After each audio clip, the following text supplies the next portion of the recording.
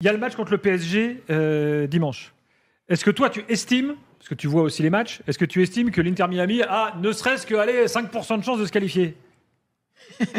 Non, je dirais que... Ça dépend du PSG, surtout. Non, je dirais qu'ils n'ont aucune chance. Mais bon, après, moi, j'ai foi en Messi. Si Inter Miami veut espérer, il faut que Messi, là, il sorte de son ego de grand joueur, de superstar, de super-héros. S'il tombe 3-4 fois pas loin de la surface et qu'on lui donne le coup franc, il en met 2 sur 4 et que derrière, il tienne en mode béton, pourquoi pas. Mais...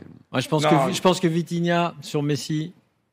Mais il est évident qu'il va avoir des règlements de compte. Mais moi, aujourd'hui, Paris, ils sont sûrs de leur football, ils savent leur qualité, leur faiblesse. Ils vont venir pour entre guillemets... S'ils sont fatigués, qu'ils ont un gros coup de mou, il faudra une sorte de miracle. Non, ils n'ont aucune chance, Inter Miami. Attention, est-ce que c'est moins fort que Botafogo Inter Miami? Ouais.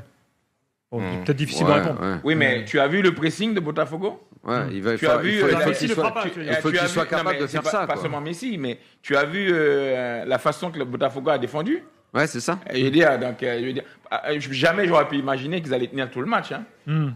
Alors, Mascherano donc a dit: je compte sur la colère de Messi contre le PSG. Extraordinaire ça comme déclaration. Non, mais déjà, on savait pas qu'il était en colère. Non, mais qu'il y a un règlement de compte. Oui, non, il est l'extra motivation, ça. Ouais. Voilà, mais est-ce que ça peut suffire? Là, il y a beaucoup d'anciens très très très bons joueurs dans cette équipe. Il faudrait que d'un coup, par l'opération du Saint-Esprit, ils retrouvent tous le niveau qu'ils avaient il y a 10 ans. Qu'il y ait une cohésion collective et que surtout que le PSG s'écroule physiquement parce qu'à un moment ils vont peut-être être fatigués. Il y a deux choses, c'est que je pense que le PSG, à part du surnaturel, je vois pas ce qui peut se passer. Je pense que le PSG, même fatigué, est pas sur le point de s'écrouler. Deuxièmement, je pense qu'en fait il y aura pas de match parce que justement ce PSG-là fait que cette façon de jouer du PSG face à ce Messi et cette façon de jouer de Miami, comme tu dis, c'est pas Botafogo, ça peut pas tenir. Il y a un seul point, c'est si par hasard, et je ne peux pas le croire, c'est le PSG qui met pas l'accélérateur au bon endroit et qui décide de pas jouer à fond. Et il n'y a pas vraiment de raison dans un match comme ça, à élimination directe, qu'il le fasse. Ça va jouer à midi et il va faire chaud. Tu crois que les vieux de l'Inter Miami, ils vont tenir le coup? Je pense que physiquement, l'Inter, ils peuvent pas tenir plus de 60 minutes. Ça commence à être compliqué. Bon, ouais, ça va être la gestion du banc, mais il faut savoir que les joueurs d'Inter Miami sont plus habitués à la chaleur que n'importe qui. Il y en a que tu connais bien, parce qu'il y en a ici dans l'équipe. Oui, Fafa Pico, oui. Fafa Pico qui n'est pas titulaire, qui est attaquant. Oui, tout à fait. Et Fafa Pico, il s'appelle? Ouais. Tu es d'accord avec Wagno? Tu penses que le PSG est largement au-dessus et qu'il ne va pas y avoir photo? Ouais, je suis totalement d'accord. Je pense que ça s'est vu au dernier match. Ils menaient 2-0. On se disait, ils vont y arriver, ils vont faire un exploit ou quoi que ce soit. Et je pense que physiquement, ils peuvent pas tenir. Surtout physiquement. Techniquement, non plus, il n'y a pas match selon moi. Mais je pense techniquement, il leur reste des vieux joueurs. Il reste Messi qui il n'y a que des joueurs de classe. On n'a pas cité Busquets quand même qui est Busquets, Suarez. Messi peut faire quelque chose, ça c'est certain. Busquets aussi. Thibaut, j'étais au match. Ouais. Pour moi, ils n'ont pas concédé le match nul à cause du physique. Vas-y. Ouais. Pour moi, c'est les choix, les changements qui ont été plutôt préjudiciables. Le match contre Palmeiras, d'avant-hier. Parce que à un moment donné, je pense que Mascherano n'est pas un coach à la hauteur. Je ne discute pas les choix du coach. Moi, en tant que spectateur, j'ai fait mon analyse, j'ai observé le match.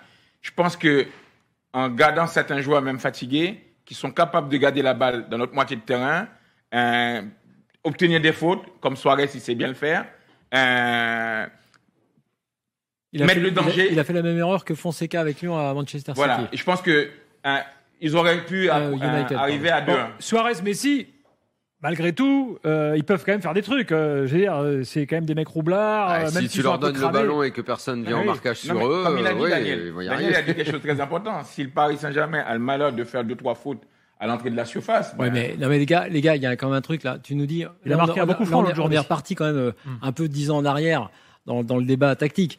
Là, on est en train de dire, Suarez, Messi, ils peuvent faire la diff, peut-être. Si, mais attends, dans un foot collectif tel que le PSG l'a pratiqué depuis des mois. Qu'est-ce une star toute seule, qu'est-ce qu'un joueur tout seul peut faire?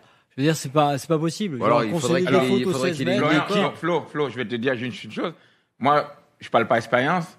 Sur un match de foot, il peut se passer plein de choses. Moi, je suis pas si sûr que ça. Non.